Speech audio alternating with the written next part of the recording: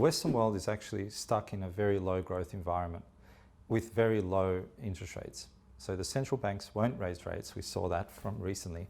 And as a result, people, I think many investors are happy to own companies with high visibility in earnings without too much risk in terms of cycle and what have you. And they've decided, rightfully so, that the tech sector is the place to be. Now, medium term, long term. These companies are innovating, disrupting, they're growing their markets, they are simple investment.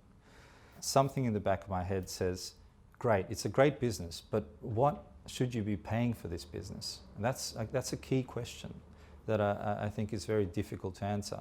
We've decided that what the price required to get into these companies right now is just too high for us. On average, you're paying, what we look at is free cash flow yield. You're paying 2-3% free cash flow yield.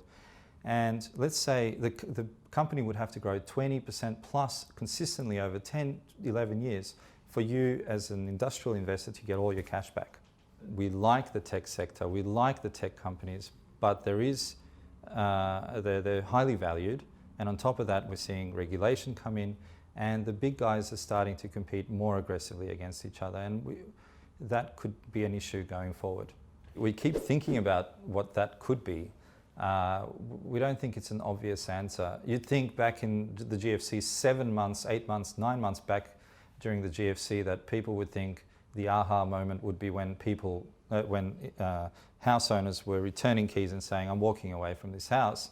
And many businesses were defaulting at the time, but it took a long time. Markets still kept going up before everyone realized, hey, there's a real problem here, right? In tech, I think it won't be that obvious.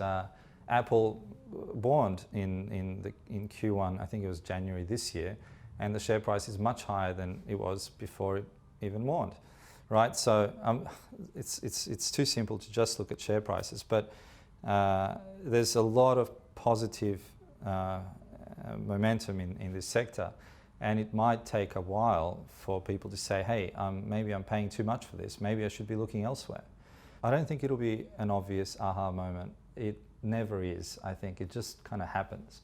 And the way we deal with this is not to try and pick that aha moment or the top in a certain market.